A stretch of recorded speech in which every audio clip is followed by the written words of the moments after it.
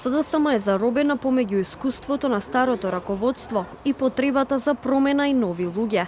Потребни се суштински реформи. Вака дел од аналитичарите го коментираат синоќешниот избор на нови членови во партиското раководство на СДСМ.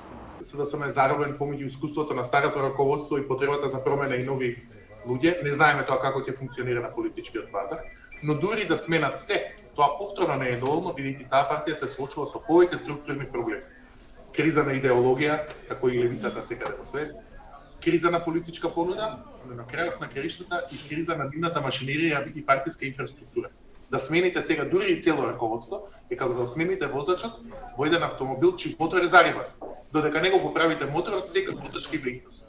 За лидерот на опозицијската СДСМ Венко Филипче, новиот тим влегува во храбра, многу одлучна борба со ненародната и корумпирана власт на ВМРО ДПМН Знам Ивлен.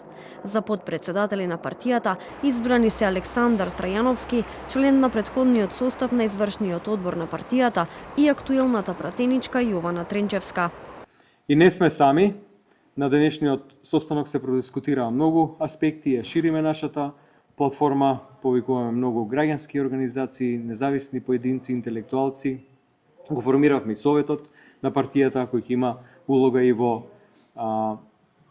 тој дел да привлекува слободоумни луѓе кои што ги делат нашите вредностни политики, поради тоа што нашиот фронт кој што го објавуваме вечерва постепено и сигурно ќе расте, затоа што ние се спремаме власта да ја вратиме во рацете на граѓаните.